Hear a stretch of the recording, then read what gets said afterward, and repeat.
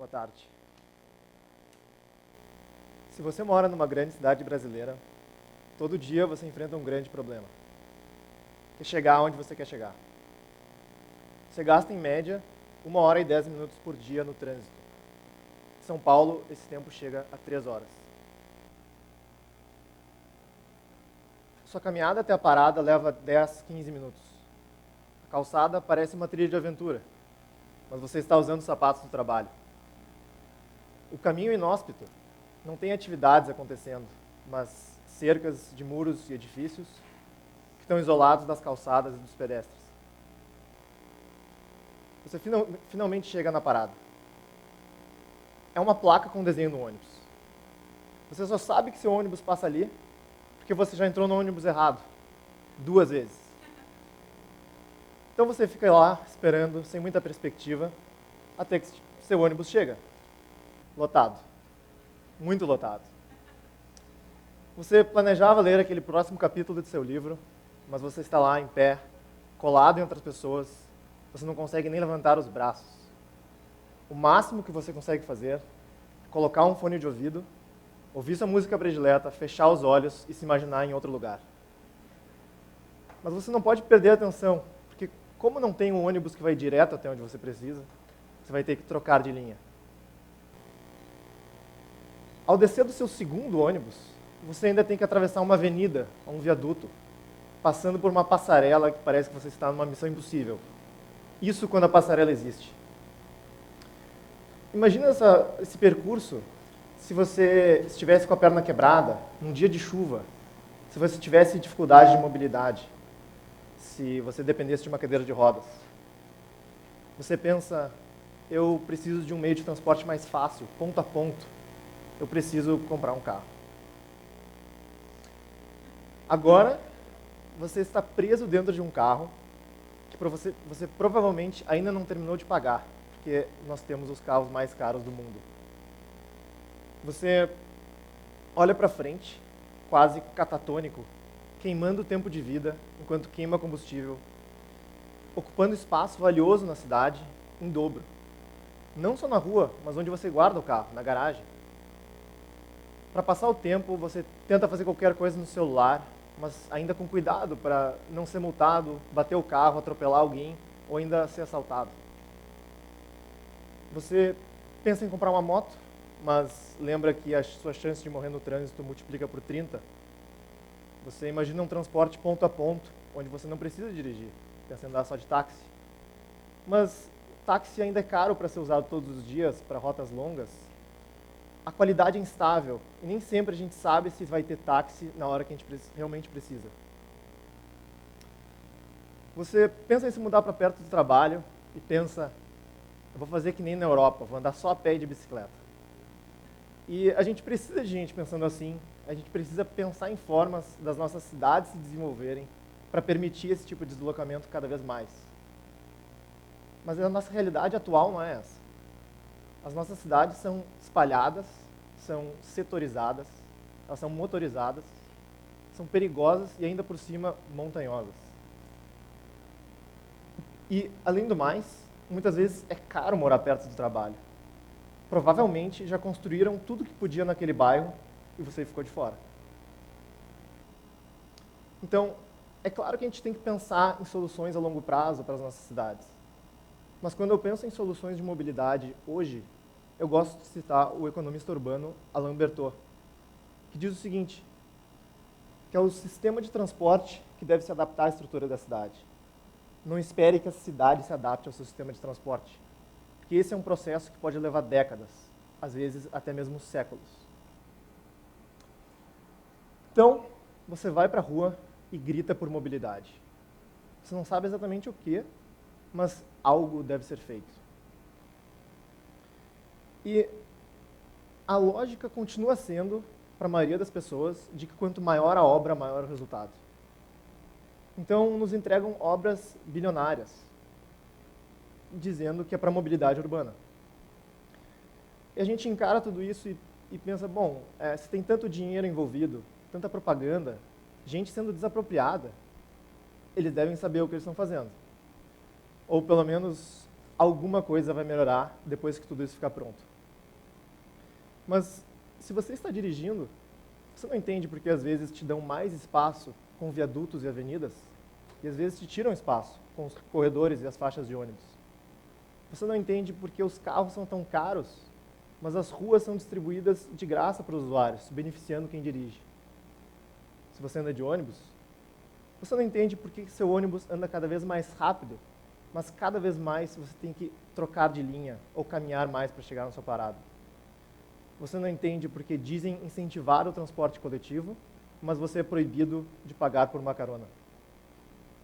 Você não entende porque tem cada vez mais impostos, mais obras, mas cada vez fica mais difícil chegar onde você quer chegar. Então, muitos de vocês, empreendedores, cidadãos proativos, que querem transformar a cidade, olham para tudo isso e pensam o seguinte: eu vou criar um aplicativo, eu vou dar carona, eu vou pegar a Kombi do meu tio, levar o pessoal do trabalho, da faculdade, que faz o mesmo caminho que eu. Ao invés de reclamar, eu vou lá e eu vou fazer alguma coisa. Aí vocês pesquisam e descobrem que existem literalmente centenas de tecnologias de transporte surgindo pelo mundo. Que se tivesse um empreendedor por trás de cada uma delas, seria a revolução na mobilidade. Sem precisar de obras, sem precisar ficar discutindo sobre o que está sendo feito.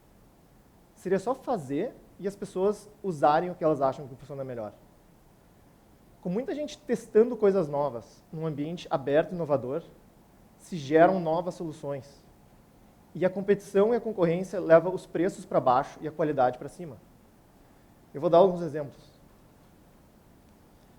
Se vocês ainda não conhecem, o Waze é um GPS que pega a posição de todo mundo que está usando o aplicativo para identificar aonde tem trânsito na cidade. Então, ao invés de ele passar o caminho mais curto, ele passa o caminho mais rápido. E com motoristas pegando rotas alternativas, os veículos são distribuídos melhor na infraestrutura, tendo um melhor aproveitamento e diminuindo os congestionamentos.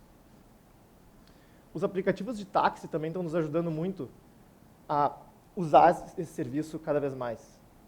Não só a gente consegue ver as informações do veículo, do motorista, a avaliação que ele teve pelos outros usuários, mas depois da chamada, é possível ver exatamente aonde está o veículo no mapa da cidade e ainda entrar em contato com o motorista, caso seja necessário. Tanto gigantes como a Amazon, como microempreendedores do interior de São Paulo, estão lançando serviços de entrega com drones, robôs voadores, que não só vão diminuir o custo e o tempo das entregas, como vão evitar as milhares de mortes que a gente vê todo ano com serviços que a gente conhece hoje como dos motoboys. Ainda, alguns estudiosos estimam que 30% do trânsito gerado nos bairros centrais das nossas cidades são motoristas circulando nas quadras procurando por vaga para estacionar. Diante desse resultado, empreendedores criaram o chamado estacionamento inteligente, ou smart parking. Colocando sensores nas vagas, as cidades tentam otimizar a infraestrutura, deixando uma vaga livre, precificando ela de acordo com a demanda, tirando o motorista o mais rápido possível da rua e, ao mesmo tempo, cobrando de forma justa de quem usa a infraestrutura pública. Essas tecnologias têm um impacto enorme no trânsito de uma cidade. Não só dos carros, mas também no transporte público, já que eles, na maioria das vezes, compartilham do mesmo espaço. Mas se essas tecnologias não são suficientes para a gente largar o uso do carro, algumas já estão fazendo esse papel. Uma das maiores novidades no transporte nos últimos anos é o compartilhamento de caronas, ou ride sharing. Aplicativos permitem que motoristas deem caronas e sejam avaliados pelos usuários, criando uma forma confiável e barata de fazer uma rota ponto a ponto. As empresas que desenvolvem esses aplicativos servem como filtro de qualidade desses motoristas, eliminando da rede aqueles que têm avaliações negativas dos usuários e dando treinamento para que eles deem um serviço cada vez melhor. Apesar de ser uma tecnologia muito recente, centenas de pessoas já trocaram seus carros pelas caronas. Outra tecnologia que a gente vai ver invadir as nossas ruas nos próximos anos são os carros autônomos, carros que dirigem sozinho. Muita gente conhece eles como o carro do Google, mas na verdade são dezenas de empresas que estão lançando protótipos nos próximos anos que dirigem sozinho. sendo esse um que já roda as ruas de Singapura hoje. Esses carros, eles vão mudar completamente a forma como a gente encara trânsito. Porque, na verdade, eles não vão ser carros como a gente conhece hoje, mas salas móveis que andam pela cidade. Além disso, eles vão reduzir drasticamente o número de acidentes, que na maioria das vezes são causados por falha humana, e melhorar radicalmente o aproveitamento da infraestrutura que já existe. Em Detroit, depois da crise e o decreto municipal de falência, o sistema de transporte público entrou em colapso. Diante desse cenário, o empreendedor criou a Detroit Bus Company. Grafitando e reformando os tradicionais ônibus escolares, colocando Wi-Fi e GPS, esse empreendedor se tornou o símbolo do renascimento do transporte coletivo de uma cidade que já foi a capital dos Estados Unidos da indústria automobilística. Outros empreendedores vão além. Eles lançam serviços no chamado transporte sob demanda, Demand Responsive Transport, ou simplesmente DRT. Oferecendo ônibus de qualidade, esses veículos não seguem rotas fixas, mas usam algoritmos inteligentes para otimizar pedidos dos passageiros feitos num determinado dia. E eu acredito no empreendedorismo em DRT como o futuro do transporte coletivo no Brasil. Tanto que hoje eu e 2 sócios estamos trabalhando para implementar essa ideia aqui. A gente quer lançar vans que podem ser chamadas por aplicativo para fazer a rota que você quiser. O GPS que guia o motorista faz um pequeno desvio para atender um novo passageiro, em tempo real e de forma controlada, a não prejudicar os passageiros que já estão dentro da van. Ainda, com veículos menores, a gente consegue uma capilaridade muito maior no sistema viário, permitindo rotas ponto a ponto, mesmo em cidades espalhadas como as nossas. Um sistema descentralizado, em DRT, gera um sistema orgânico e adaptativo de acordo com as demandas dos usuários, que estão todo dia mudando, conseguindo uma eficiência de veículos muito superior ao sistema de rotas fixas que a gente vê hoje.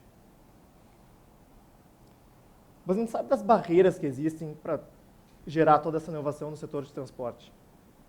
Tem que ser meio louco como eu e meus sócios para levar essa ideia adiante.